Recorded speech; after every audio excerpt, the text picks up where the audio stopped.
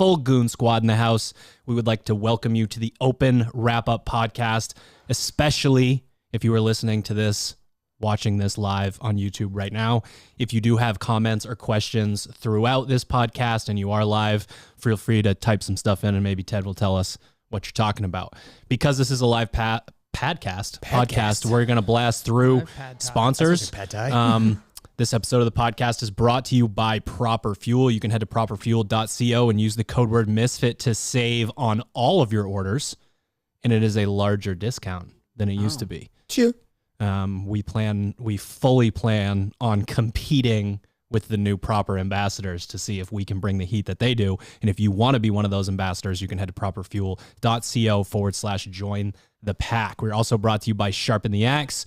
You can head to sharpentheaxeco.com. I would wait, potentially, shooting myself in the foot, I'm going to do it anyways. I would wait until spring cleaning, which is coming up pretty damn soon here. Entire site, we only do this 3 times a year. Entire site will be at a large discount. Use the code word Keala, Keala. You save 10%. We donate 10% to the Keala Foundation. And guess what? You're watching the Misfit Athletics podcast. You should head to misfitathletics.com and sign up for programming. All right. Let's do the leaderboards first and then get into the nitty gritty. All right. We are going to go ladies first. This is the top 20 women from the Misfit Athletics leaderboard. Paige Semenza, Caroline Connors, Hannah Hardy, Ashley Corby, Alexis Johnson, Marissa Nichols, Shaylin Lohr, Sonia Mori, Miriam Hazlitt, Allison Carley, Sophie Shaft, Lexi Colabianchi, Rachel Cannon, Alex Mueller, Jessica Donahue, Lindsay Lee, Christina Colvin, Blair Cheney, Caroline Wolfel, and Francesca Jorez. Who wants the honors? Let's see who wins some free stuff. Time. What do we get? What are they getting this time? Same prize pack? Email Jen? Yeah. Huge. JENN. And the winner is Rachel Cannon. Congratulations on being in the top 20 on the Misfit leaderboard, and congratulations on your prize. Email Jen, JENN, at misfitathletics.com with your address and your sizes so we can get a prize pack out to you. I'll be sure to let her know. We have the Misfit men. There's a couple of boys in here, but we'll get to that.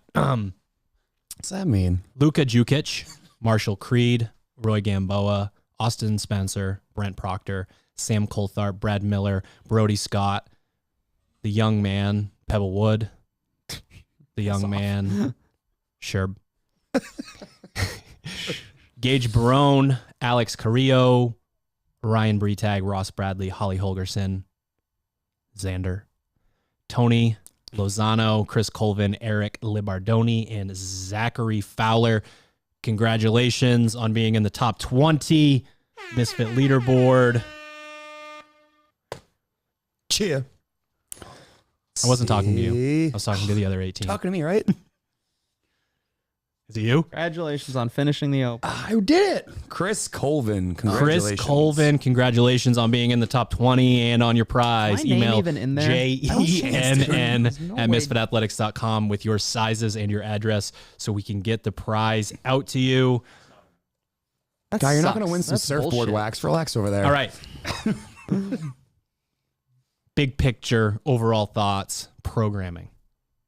Thought it was fun.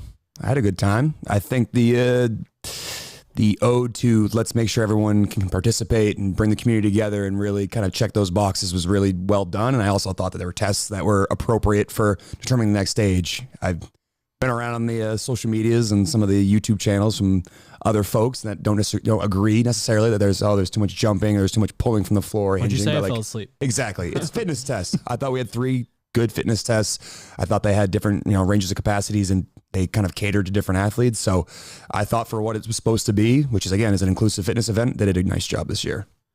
Yeah, I think macro overview is that the 3 weeks of the Open did what they were supposed to, which is provide, 99% of us with a good test of overall fitness where folks got to, play with what we'll obviously go through with like kind of different stimuli, different strengths and weaknesses, that sort of thing.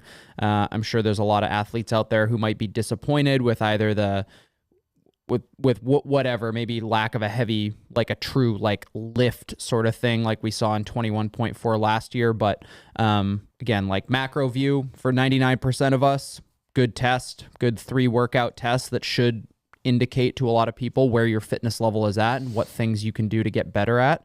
And then for the other 1%, that's kind of where it, again, did what it was supposed to and move you on to the quarterfinals. So I think people who are disappointed need to remember that this is when we reduce the number of tests in the open, there's automatically a give and take, right? We can't possibly, it's very difficult to program 3 workouts that completely encompass one's entire fitness level. Which I think is a large part of the reason there are so many like athletes who can move on to the quarterfinals who are interested in doing so. And now you get, an additional at least 5, maybe more tests to prove where you're at. Yeah, I think to help some people sort of shift their perspective a little bit, we can nitpick at what this was. We didn't have a max lift. We didn't necessarily have sort of that overhead handstand push-up kind of vibe in there. But if you are either upset with where you finished because you wanted to be on page 1, page 2, or you didn't make it to quarterfinals, you don't want to live in a world where your wheelhouse has to show up for you to get to where you want to go. So you want to be the athlete that says, okay, I am going to make it so that in the next year, I am going to attack all of these things and be able with these tests to come out the other side and be where I want. And there's something, with the karma of it all and you get what you put in, probably going to get your handstand push-ups next year, might get your max lift back.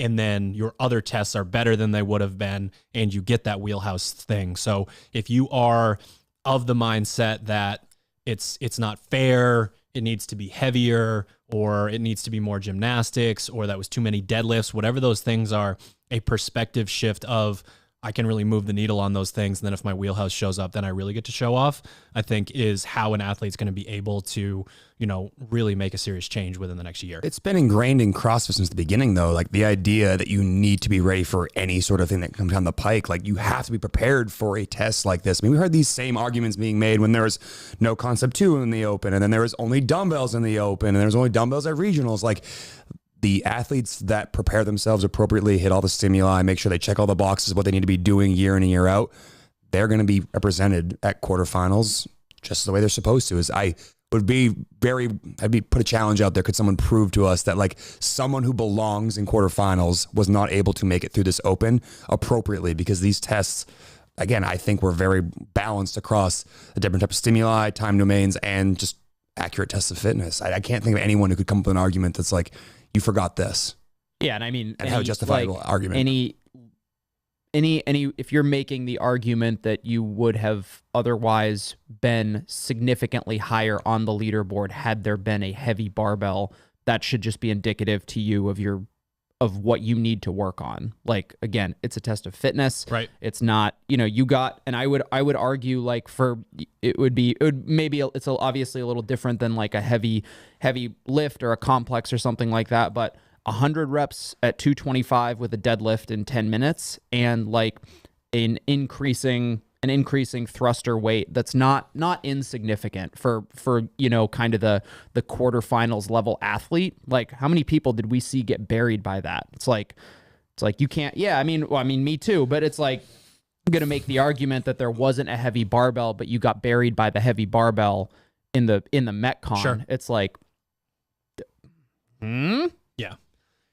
We're definitely, I don't want to speak for the entire world, but here in the United States, we're definitely a society of overcorrectors, and we see something happen that's a bit of a shift, and we think that that's now our new reality in our new world. And that's why at Misfit Athletics, we have very specific rules around how we program so that we also don't overcorrect, because, you guys specifically are invested in this sport, on a bit more of a personal level than myself. But when I'm so invested in the Misfit Athletics community at large, I could be pulled into an idea of, okay, we need to move the needle here and then leave certain things behind. So there's a reason why we program the way that we do, because it has sort of built-in protection against overcorrecting. And we program very specifically 3 rotating styles of metcons and intervals throughout the year. And we got all 3. You could argue pretty easily we got all 3 during the Open. So,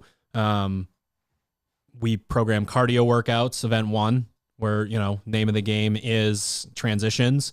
And then hopefully there is one movement in there that allows you to create the governor for the workout, which was the box jump overs. The Open test that we did, we made it the rower, but we need that movement where we can sort of throttle things. Hunter at training camp did a good explanation of, was it natural cadence versus individual cadence? We then move into what we found out for most athletes to be a gas tank workout with the deadlift burpee. I think a lot of athletes probably thought that it was going to be a bit more muscle endurance. It wasn't. We obviously had some athletes who anatomically, are in a position where, with mobility issues, their lower back did light up, but typically didn't see them flying through the burpees the second that they put the barbell down. So that was very much a gas tank workout. And I think you guys would agree just in terms of actually experiencing that. That was terrible. Yeah, I think that's one of those. I think the first one was definitely a cardio workout for a much larger proportion of people. The second workout depends on what level we're obviously talking about. Someone right. who actually is like, hey, that deadlift is actually going to get really heavy for me to the point where I need to stop. Talking right. more kind of at the affiliate level. But yeah, it's, that weight of deadlifts, if it was even a little bit heavier, then we might be going in a different direction. But I think right. that the volume of both movements is more just like, can you do 100 of each in less than 10 minutes? And if so, how much under 10 minutes can you do it? Right. And then the final one, I think on paper, a lot of people probably thought gas tank. You got to be at the, so we sort of also talk about how eventually you want this to all funnel down into everything being cardio for you. That's the ultimate expression of a CrossFit athlete. This workout is definitely that. If this was cardio or gas for you, you are on a very, very special level. You are the tip of the spear.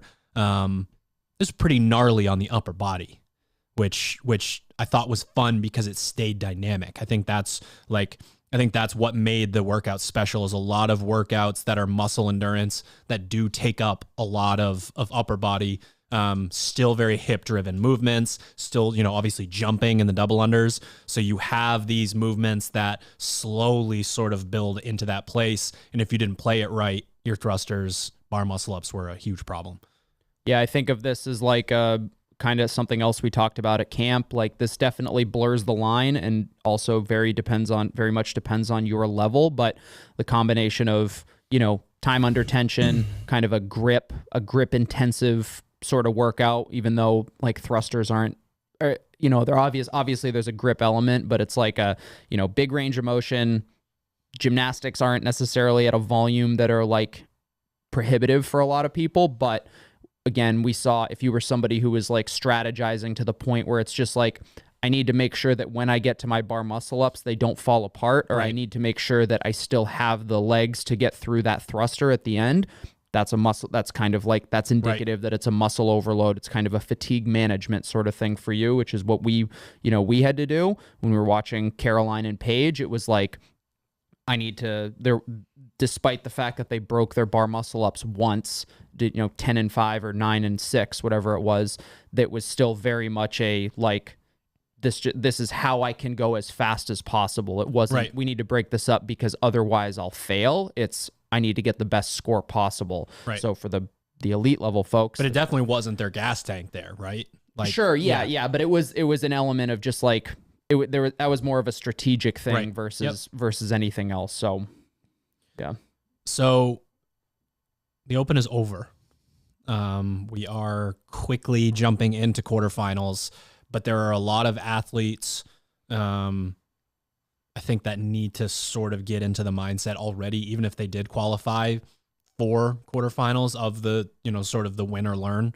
Like what did you take away from this? I saw a common theme with a lot of athletes. I saw athletes prove to themselves that they had developed what we were trying to develop all year with the first workout with 22.1. And then they decided anyways to, put the helmet on and load into the cannon and get shot out of it at the beginning of number 2 at 22.2. And proof that you have more robust energy systems means less deviation throughout your workout. Like if you're a power athlete and you don't have a lot of your energy systems and you do need to get out you need the hot start, or you need to be able to stomp the gas pedal at the very end. As you get more and more fit, the idea would be that we can smooth these things out and we can know that, hey, I am going to jump, it is a shorter workout and I do want to jump above threshold, but then I'm staying there. You know what I mean? I'm riding the lightning throughout this entire workout. And I think we saw too many athletes prove to themselves how fit they were in 22.1 and then ignore that information in 22.2. Doing a different strategy in 22.2 that obviously didn't pay off. And that's one of the take homes I had from the Open, having done the second and third workout twice, just based on the performance on Thursday. I wasn't really happy with how I did, and, tried to use the mentality of win or learn. Like, definitely didn't win. So I learned some, and thought the strategy of potentially bringing up the barbell, like Hunter said, and week 2, thinking that, oh yeah, the deadlifts might blow me up and slow down the burpees. Like, that wasn't my place to do it, because my burpees are going to be slow regardless. So, hey, hang on to the barbell here, because that is your strength in this workout. And that's kind of where you can kind of maybe get ahead, but still live below that threshold pace. And then the last workout, kind of the similar vein, went into it, was a bit of a gassy stimulus. Don't get me wrong. Like, hanging on to the pull-up bar wasn't very fun. My bar muscle ups definitely fell apart, but learning to be just below that threshold and the retest for 22.3 allowed me to go a little bit faster on the retest. And again, this is, people were asking, should I retest the Open workouts? And, the conversation I have with a lot of athletes is that if it's just a pride thing, like, oh, I can be better, this is not who I am, like, that's not really a good enough reason. But if you were like, hey, maybe my strategy was wrong, or I want to make myself proud because I think I can do better than that, like, that's a good reason. But realize that takes away from the ability to train other things that you might be, preparing for quarterfinals or semifinals. Because there's athletes that are, I wouldn't say automatic shoo-ins for semifinals, but are pretty high-level quarterfinal performers. It's just not a good use of their time to go back and do that workout again, even if it means that, again, they're not on page number 1 of the Open leaderboard. So I think the Open is a great time for you to put things into practice that are like lessons for later on, but don't get caught in the trap of trying to be on the top of the leaderboard. Because again, those people that are trying to advance to later parts of the season, I wouldn't say it doesn't matter, but there's a lot less on the line with the Open as there has been historically. I think one of the biggest things athletes should take away from the 3 weeks of the Open is based on their first go at the workout. And what I mean is, like, I personally like the idea of athletes only getting to do workouts once. I think pretty much everybody will. I would say there's a much higher probability that you will do better in the second time you do a workout, regardless of whether your fitness has improved or not. Right. Like, you can just see that from Friday to Monday. It's like athletes get significantly better scores, and obviously there was no physiological change over those 48 hours. The lower your athlete IQ is, too, the more you can improve. Exactly. That's the other thing too. It's like, if you look at that workout and you don't have kind of the athlete IQ, the ability to kind of analyze the workout, whether that's like, figuring out how long a round's going to take, or referring back to an old training piece that you might have done to get an idea of where you're at.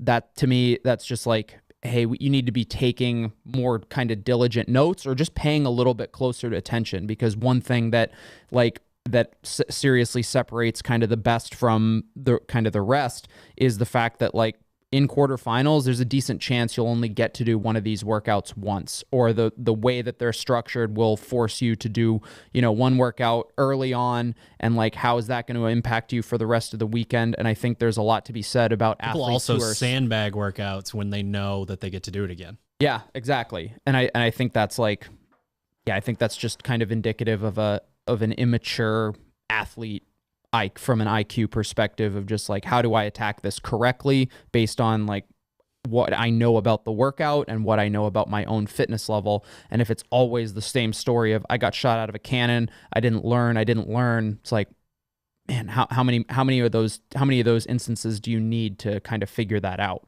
Right.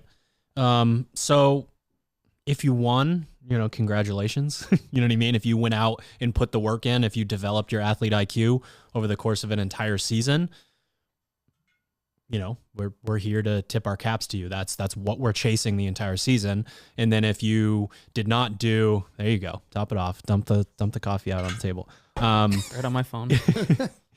If you didn't, then that's okay, because we're, sort of chasing that evolution the entire time. But you are once again delivered with a mountain of data, and so to speak, the writing is on the wall. Now, if you are not good at being honest with yourself, hopefully you have a friend like Hunter, who will sit down with you and let you know exactly, you might not like it. exactly what just happened.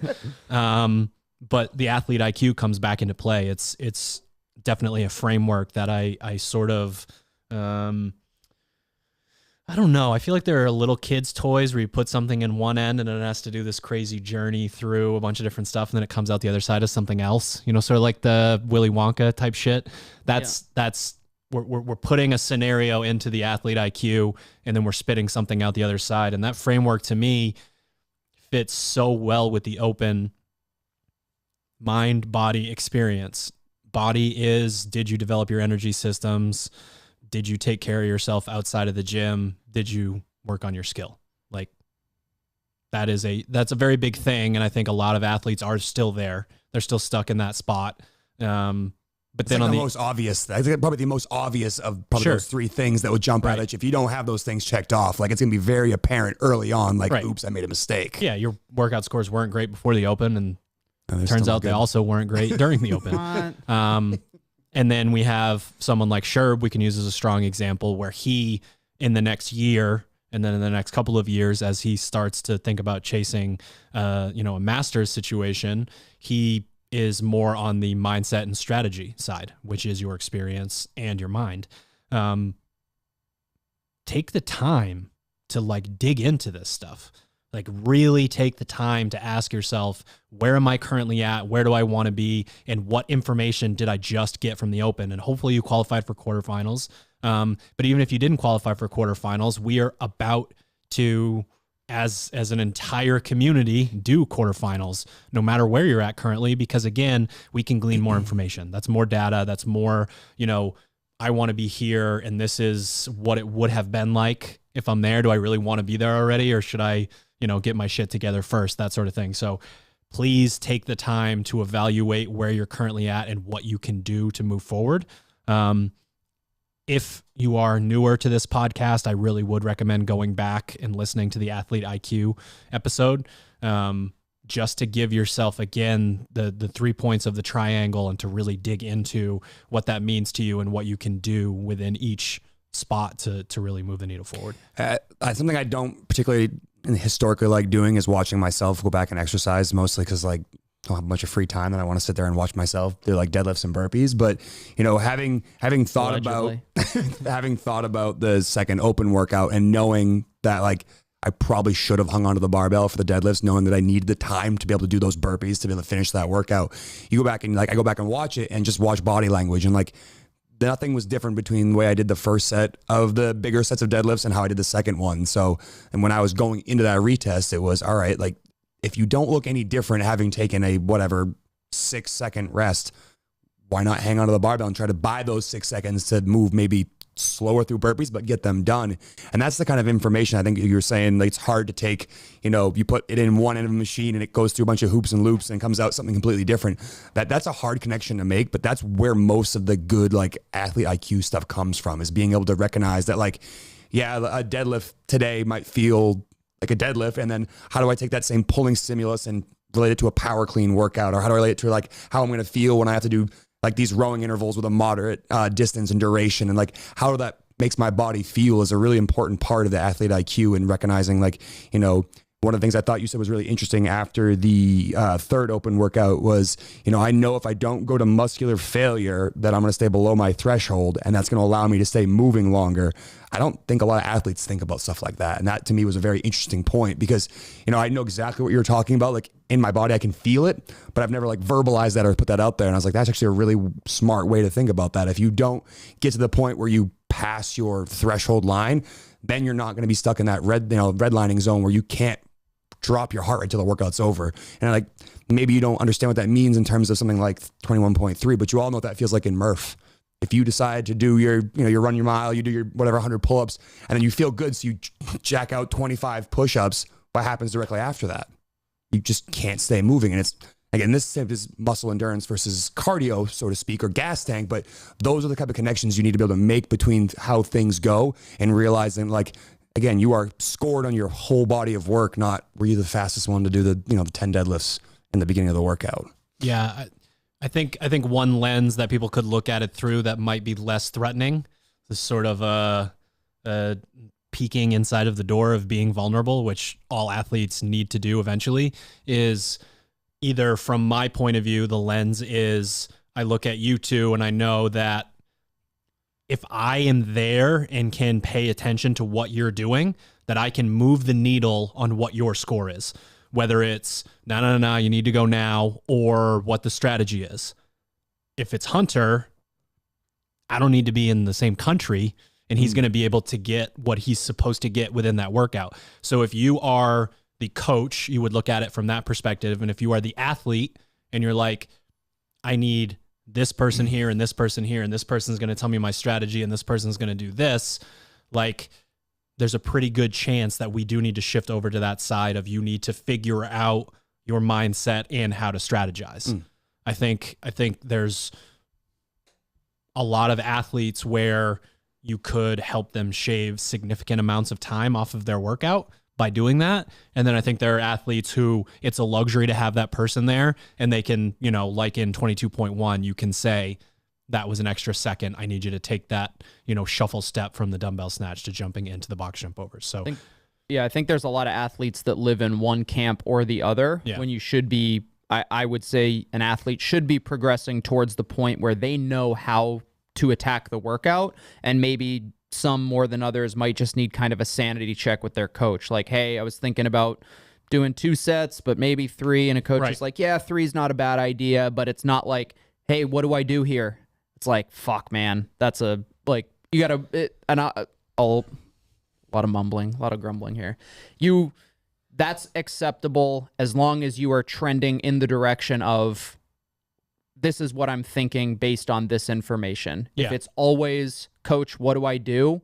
You're not progressing on that side of things. It's also definitely acceptable in the open, because this fucking game of where is your box and did you quarter turn and like the nuance of transitions in the open does not show up almost anywhere else throughout the rest of the season.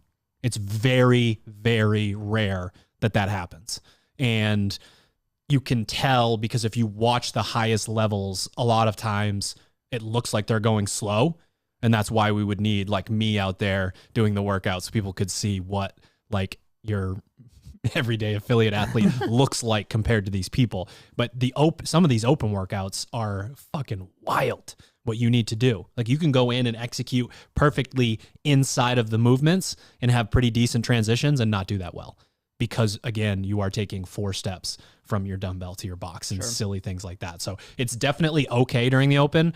I just think that it should be any time that you're relying on that as an athlete, it should be sort of that like frosting on top, like sprinkle on top, a luxury to have somebody there, like really digging into like, I think the nitty gritty stuff, that's where a coach can be super helpful. But when we're talking like, hey, what's my capacity? How do I break this up? It's like, that's where the coach is just like, how like, better than you should know better than I do. Like, the athlete should at least have a better idea than the coach does. And the less experienced you are, maybe the coach does have a slightly better idea. Maybe you've got to either overinflated or you just continuously underestimate yourself, and you need the coach to help with that. But as the athlete, you need to be taking that information in and being able to say like, okay, I repeatedly underestimate myself.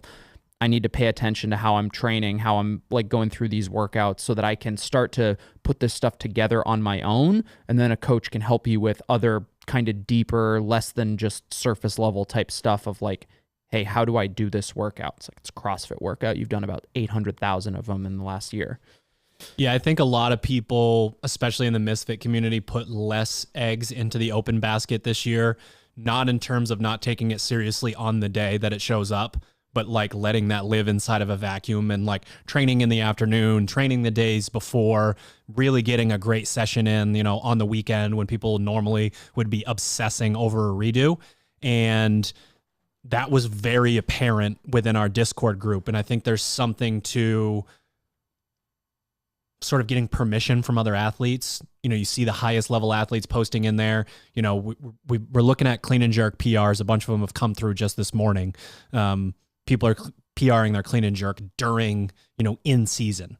That's like, for us as coaches, like people are really listening. People are posting their Maffetone sessions. They're going in and doing that. So not only are we looking at a group that performed well during the Open, I think there's going to be a stark difference between their quarterfinal scores and the people that obsessed over the Open and potentially beat them during that time.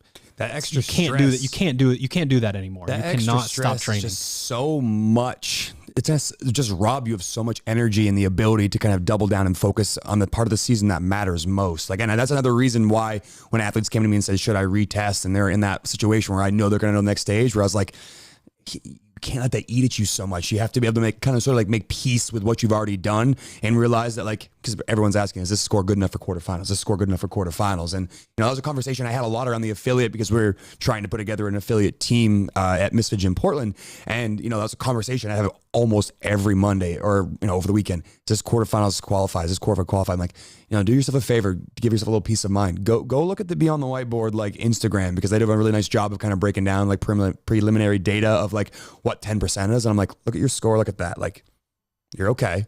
You might not be up on the leaderboard where you want to be, but again, that's just extra stress. And if you're focusing on that and that's robbing you of your ability to focus on what you need to be doing, that's going to, again, subtract the ability to put all the energy you need to continue to move forward with your training, as opposed to kind of spinning your wheels in the mud and then hoping that like somehow the 7 days off between the Open and quarterfinals, this is obviously going to recharge you again to be ready to do quarterfinals. It's like, no, you've done the work you need to do, get your training in and move on to the next training day. Yeah, I mean, for our followers, like this week is kind of a lighter taper week. So it's not like hey, we finished up the Open, let's ramp up for quarterfinals. It's like, no, you ramped up through 22.2 and 22.3. Yep. Those were, you know, those 3 Open workouts were effectively training pieces for a lot of you, obviously with maybe a little bit more focus and emphasis, but like, if you spent so much time and kind of headspace thinking about, well, where am I at in the Open? Am I retesting? It's like, and you finally come out, the Open's totally done. It's like, okay, now I can reset toward quarterfinals. Like, too late, it's here. Like you're tapering this week. It's like finishing touches. And I could see instances where a lot of athletes are just like, I was so wrapped up in the Open that I didn't really continue to train my best. I was always like Monday and Tuesday, I kind of dogged it a little bit because I was worried about my performance on Friday, that sort of thing. And it's like, those were 3 critical weeks of preparing for what should be a, you know, kind of a more seriously taken test for a lot of us. And that shit is not a 1-for-1 swap. No, we know that. If you were like, okay, you know what, Monday I'm just pulling that Metcon out and I'm going to put the Open workout in. Let's not kid ourselves. That's just not the way that works. And you honestly wouldn't want it to work that way. Like, you know, I'm just going to, you know, go through the motions today on my Open redo. Sounds great. Now comes a bit of a plug for Comp Block 2, but I think we can really tie this in and get people excited about the idea that I think one of the things that separates our program is that if you want to be a semifinals athlete, if you want to be a games athlete, I think you need to stay in line with that progression throughout the year. I really believe that both MFT and Hatchet athletes should follow a more personalized version of semifinals prep. I think they should test semifinals workouts. I think if you want to be a semifinals team, you need to test, you know, a lot of them with your team to see where you're at.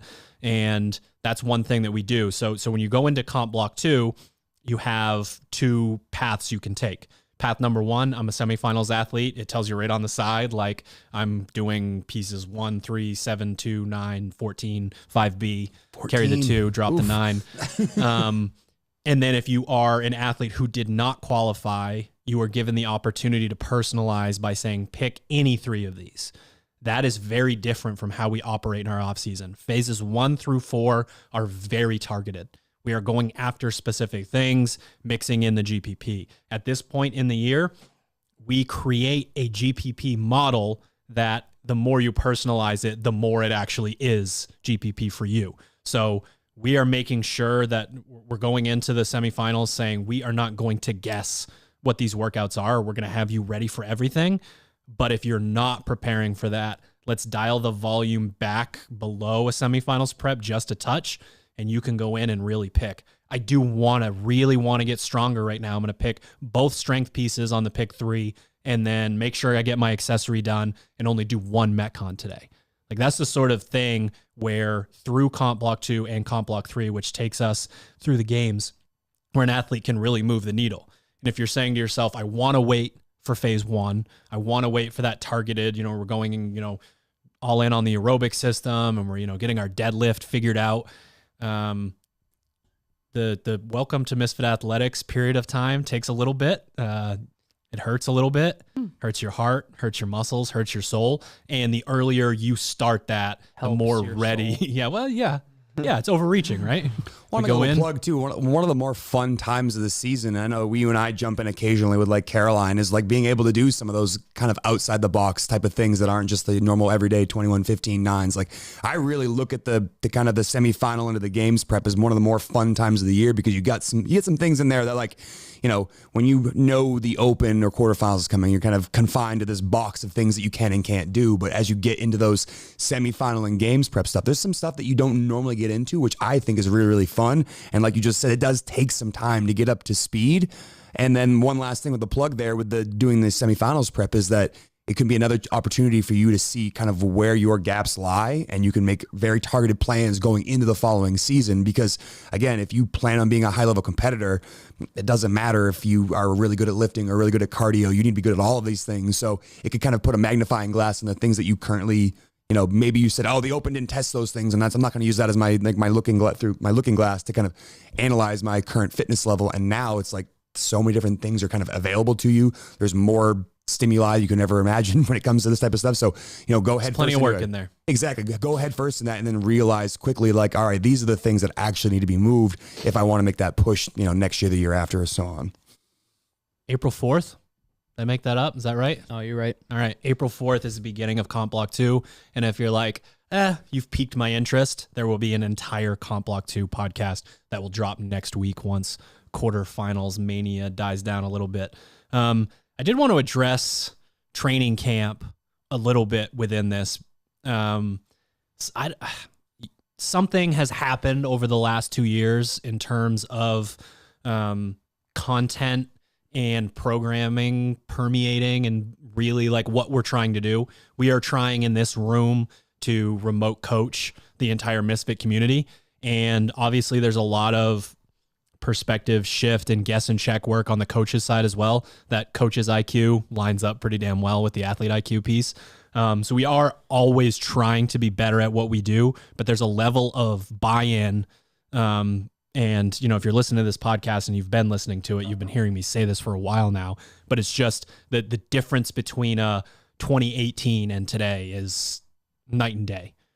Going into camp, one of the things that we say over and over is, I'd love to spend 2 hours with you on your toes to bar, but if we did that, we'd be here for a month, kind of a thing.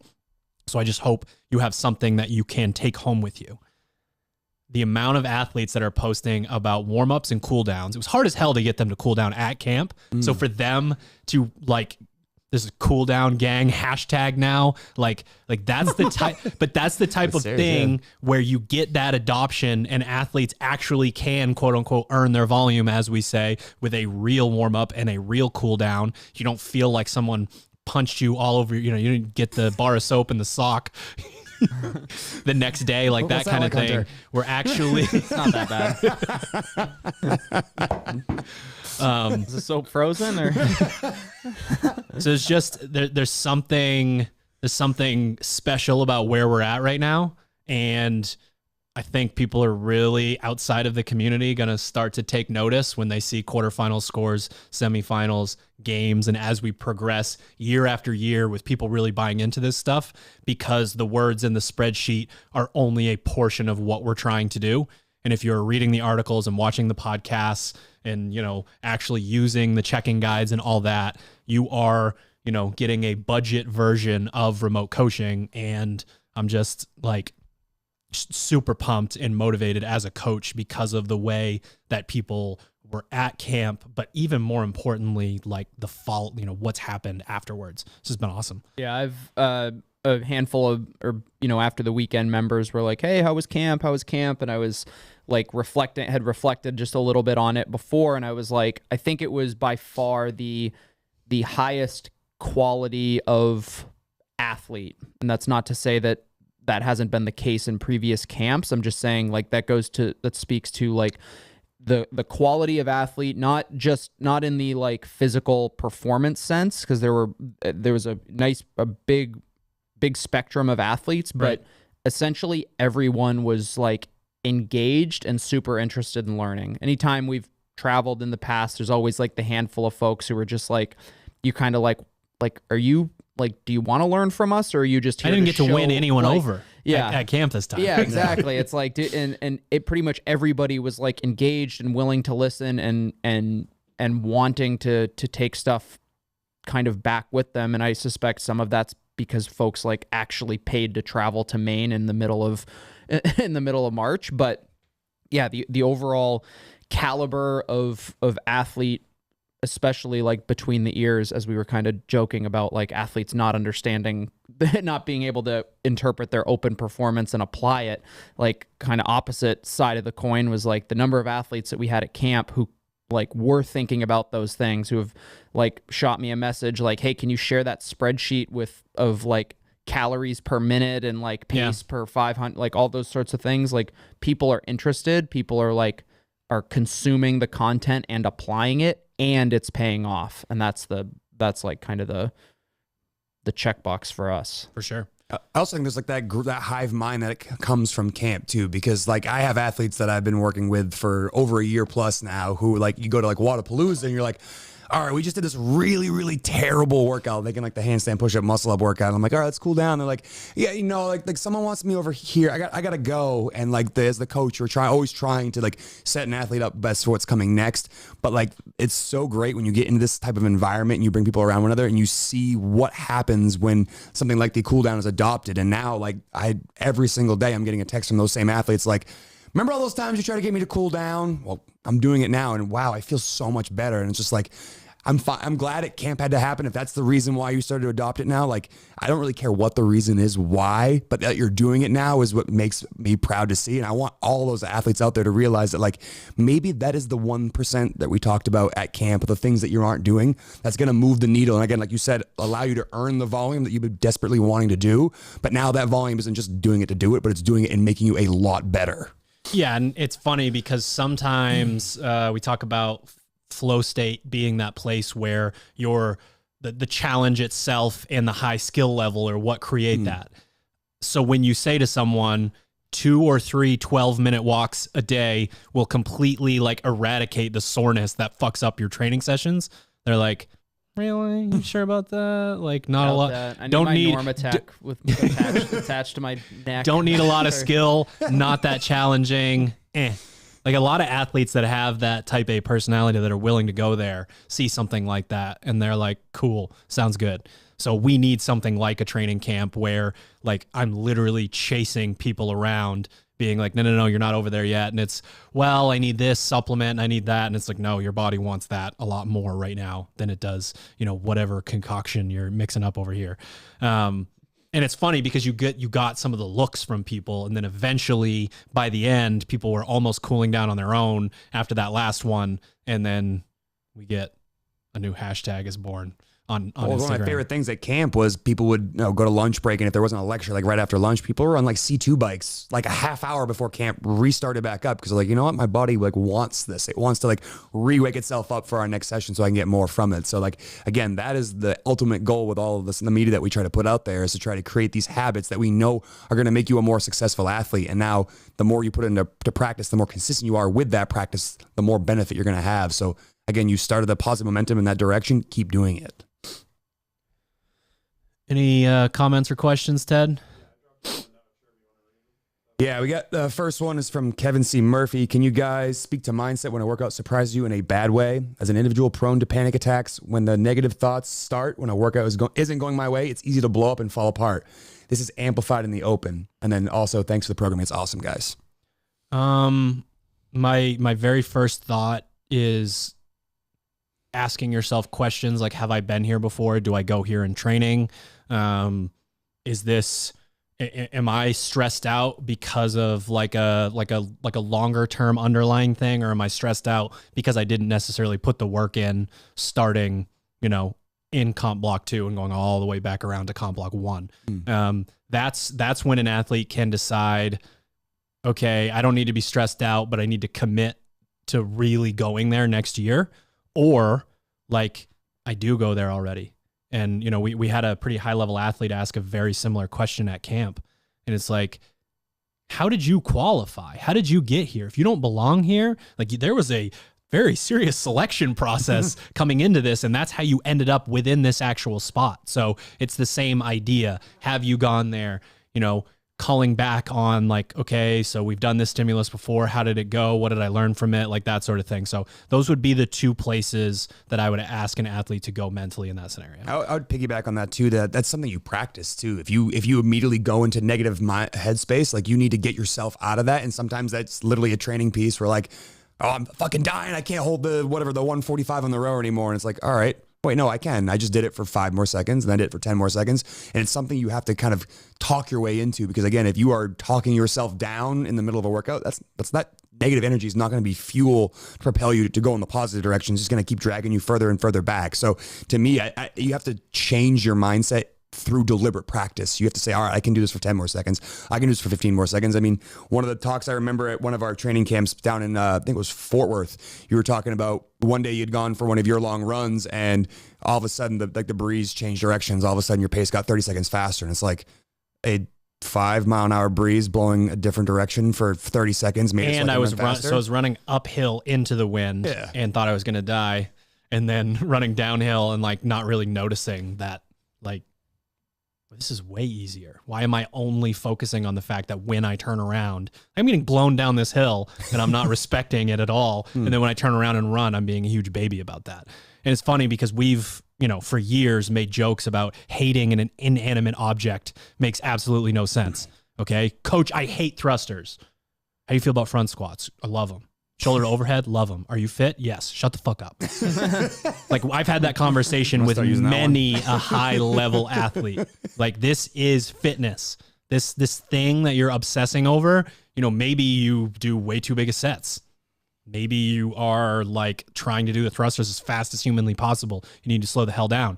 Maybe you're trying to slow the hell down and your muscle endurance is being, pushed to the limit for no reason. So yeah, I think the only thing I would add to that is more on the preparation side. It's like, realistically, like, were you really caught off guard by a workout? Like, the odds that you knew that there is some movement or movement combination that wasn't in your wheelhouse, and then to like have it pop up and be like, oh my God, I can't believe they would do this, is like, what? Like you had to have known, you had to have known that was not something that would be like ideal if it came up. And if that's where your kind of like thought process stopped, as in like, man, I really hope this doesn't come up, doesn't think about it until it comes up in the open, like that's a preparation problem. And like we said, every year, unless this is the first year you're doing CrossFit, like you have that opportunity every year, because the open, whether you thought it was a good test or not, probably expose some degree of holes in your game, and will continue to do that every year. And if you're not taking that information and practicing it, then it's like, it's acceptable to be like, oh, I know that Deadlifts are not a strong movement for me, but this is how I've like learned to kind of make them better for me or something like fool that. me, like fool me once, shame on like you. Yeah, fool me twice, shame on yeah. me. So and maybe that person is like totally new, and that's fine. Like it's a learning experience, Yeah. and you have the information to move forward next year. But if you've done this year after year, and you're always like, oh my god, I can't believe they would do this to me. It's like, okay, Right. I got another question. Ian Arswald, excuse me, not Oswald. Any opportunities to work as a remote coach for Misfit? This is going to be a long-winded answer, so bear with me. Right now, the only way to do so would be moving to Maine and becoming a member at Misfit Gym Portland, because not only would you probably need to have some sort of coaching experience with us. You can't have any coaching experience with us without immersing yourself in the community first. Bro, are you serious? You want me to move to Maine so I can be a member at your gym? Answer would be, we are planning on having 3 training camps this year. Quarterfinals prep, summer camp, which is very community driven, which would be an excellent opportunity. And then in the fall, how to dig into off-season training as an athlete, where we're going to take a deeper dive and potentially spend 3 or 4 days on that. And then eventually the hope is for that 4th camp a year to start out as a coach's camp. And this is something that's super important to us, which is a bit of a double-edged sword. So like, yes, we want to make it happen, but we also want it to be, really robust and be exactly what we want it to be. So we are going to take the time to make sure that that coaching certification that you can get through Misfit Athletics is exactly what we want it to be. So in the future, there will be opportunities for people to take like a prerequisite online course, either come here or wherever that coaching summit is, to really dig into the way that we coach. So that's more of, I guess, the long-term answer to that. But yeah, immerse yourself in the community. I don't recognize your name, Ian. And that could be my fault, or it could be your fault. Just in terms of like, if we take this very seriously, we could have hired, I don't know, a dozen more by now and have a lot more remote clients, which in theory is more money. That's how you run a business, right? But who the coaches are, how they perform, what this means, how we scale, all that is something that we're just never going to compromise. So yeah, it's very important to us that, we are set with the way things are set up, so that, you don't go to someone who says they're a Misfit coach and it's like, this feels so different from what I've heard on their YouTube channel or when I've come to their camp or I've seen them work with athletes. So, we joke because we get these inquiries to our gym too, like, how they come work for you. And it's like, you got to become a member first. Membership's $179 a month. Yeah. So again, I think if you're looking to kind of start on this path of eventually being someone who could potentially come to a camp and work with us, taking a deep dive into the programming, looking back on all the programming. So you subscribe to that complete tier and see like how things have gone over there. You read all the articles, take up all the media and just watch those videos and listen to the podcast, because again, there isn't only one way to do things, but a lot of that's going to be like, all right, how do I put myself in the headspace of the way these guys think? Because we want to make sure that like we are delivering a very specific message to the world. And the best way to kind of get on that path is to kind of listen to the conversations we've had amongst one another with other people. And just, I think the media is a great place to start. boom. All right, ladies and gents, preseason is over. Quarterfinals are this Thursday. Our number one priority during quarterfinals is our athletes that are doing quarterfinals. And priority 1B is getting content out to the masses. It's obviously very important to us. Our sort of rhythm and our schedule is subject to change Thursday, Friday, Saturday, Sunday, but we will be around. We will be, one of the things that we're going to try to do potentially on Friday is what I'm thinking of as quote unquote office hours for athletes. And that will be within our Discord, which is open to the public, discord.gg/Misfit Athletics. I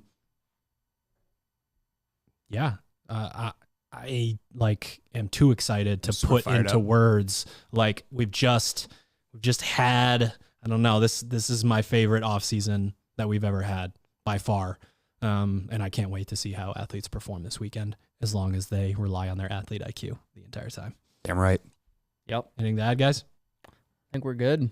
All right. Thank you for tuning into another episode of the Misfit podcast. Thank you to our show sponsors, properfuel.co. Use the code word Misfit to save 10% on any and all orders. properfuel.co/join the pack if you would like to apply to be a brand ambassador and work your way towards a sponsorship. Sharpentheaxeco.com. Use the code word Keala, Keala. You save 10%. We donate 10%. Misfitathletics.com and the Sugar Wad Marketplace. Try 2 weeks of programming for free. Or if you are at an affiliate and want to stay immersed in the community, but also want to follow Misfit Athletics, bother your affiliate owner, your head coach, teammisfit.com, or the Sugar Wad Marketplace. See you next time.